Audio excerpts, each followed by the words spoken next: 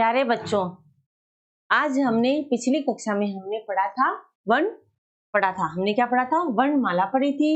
हमने पढ़ा था वर्णमाला, वर्ण, स्वर, व्यंजन। तो वर्ण के विचारों के बारे में हमने चर्चा की थी। तो बच्चों देखिए, वर्ण किसे कहते हैं मैंने आपको बताया था कि, और वर्ण किसे कहते हैं, और व्याकरण जो वर्ण है, वर्ण को जो व्यवस्थित रूप से लिखते हैं उसको वर्णमाला कहते हैं। और दो स्वर और व्यंजन होते हैं। स्वर होते हैं अ आ इ ई, और व्यंजन होते हैं क ख ग घ अ। जब व्यंजन को लिखने के लिए हमें स्वरों की आवश्यकता होती है। तो अब हम आगे देखते हैं। ध्यान रखने वाली बातें हैं कि इनमें पहला व्यंजन आधा और दूसरा व्यंजन पूरा होता है। क्या कहते हैं कि जो पहला जो व्यंजन होता है वो आधा और दूसरा व्यंजन पूरा होता है। जैसे, और स्वर रहित व्यंजनों के नीचे क्या लगाते हैं? हलंत लगाया जाता है। जैसे विद्या, तो ये क्या है? विद्या में द क्या है? स्वर रहित है, इसलिए द के नीचे मैंने हलंत लगा दिया। चिट्ठी में द के नीचे हलंत लगा दिया। द्वार में द के नीचे हलंत लगा दिया।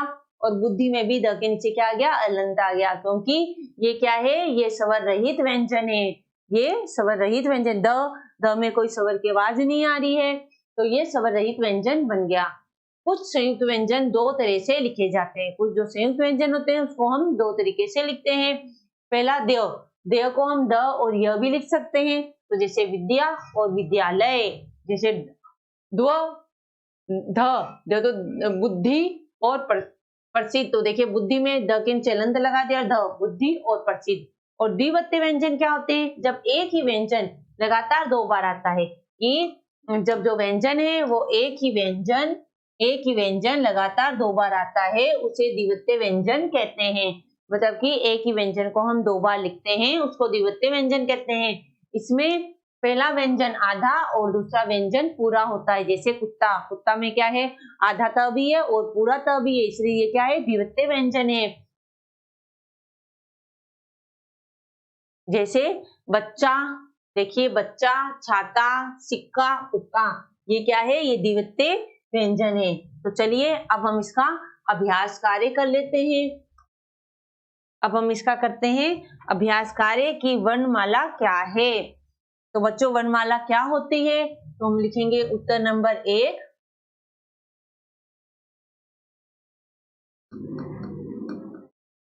वर्णमाला क्या है? तो लिखेंगे स्वरों और व्यंजनों को व्यवस्थित रूप से, स्वरों और व्यंजनों को व्यवस्थित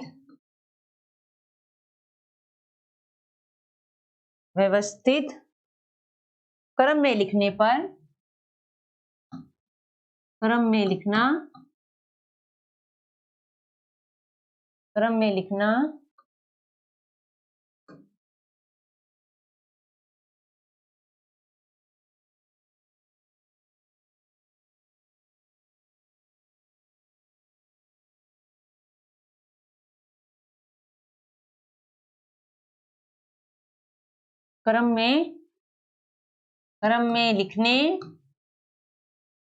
लिखने पर वर्णमाला बनती है। क्या बनती है? क्रम में लिखने पर वर्णमाला बनती है।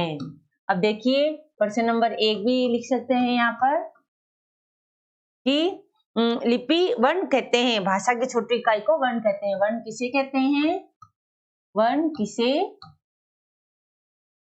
कहते हैं? ये आपको अपनी अभ्यास पुस्तिका में बच्चों लिखना है। आप इसे मेरे साथ साथ लिख लीजिए कि वर्ण किसे कहते हैं। तो क्या लिखेंगे? भाषा की सबसे छोटी इकाई, भाषा की सबसे छोटी इकाई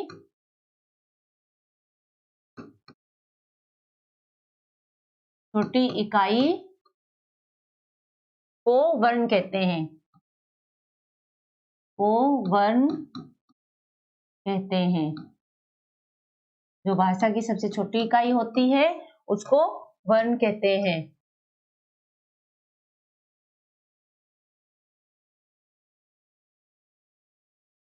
इकाई को वर्ण कहते हैं। अब देखिए स्वर और व्यंजन की परिभाषा लिखिए। तो स्वर की परिभाषा है जिन वर्णों के माध्यम से, उत्तर नंबर 2, स्वर जिन वर्णों के माध्यम से, वर्णों के माध्यम से, जिन वर्णों के माध्यम से वायु बिना किसी रुकावट के मुख से बाहर आती है,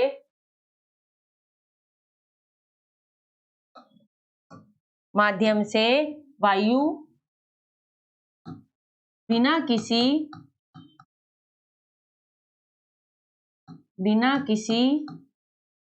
वायु बिना किसी रुकावट के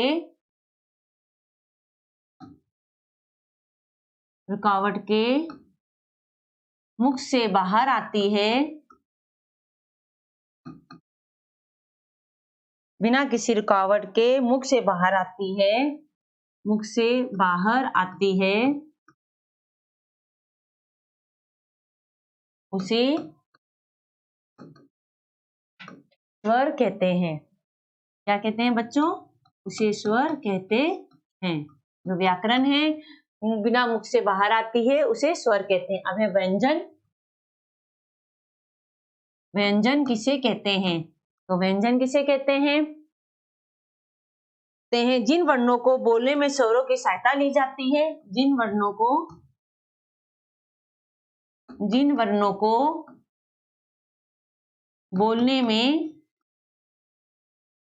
बोलने में स्वरों की सहायता ली जाती है, बोलने में स्वरों की सहायता ली जाती है, वर्णों की सहायता ली जाती है, वे व्यंजन कहलाते हैं। वे क्या कहलाते हैं? वे व्यंजन कहलाते हैं। व्यंजन कहलाते हैं। वे व्यंजन कहलाते हैं। यदि स्वरों का साथ न हो तो व्यंजन की भाषा, यदि स्वरों का साथ न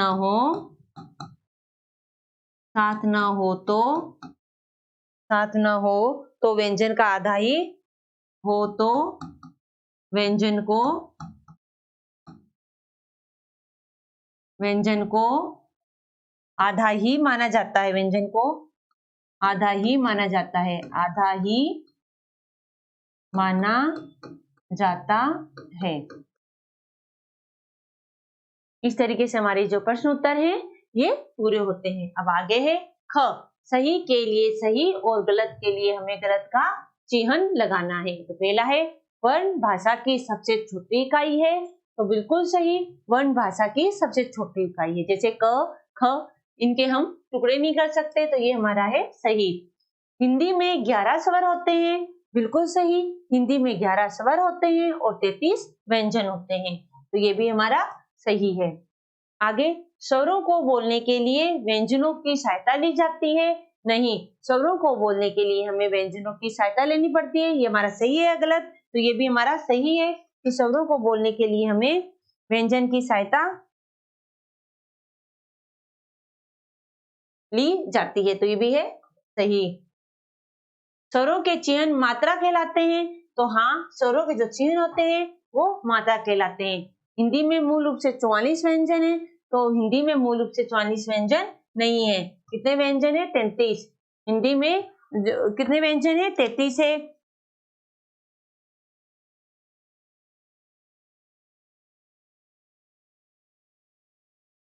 तो बच्चों, ये स्वरों को बोलने के लिए व्यंजनों की सहायता ली जाती है, तो स्वरों को बोलने के लिए व्यंजनों की सहायता नहीं ली जाती, ये गलत है हमारा।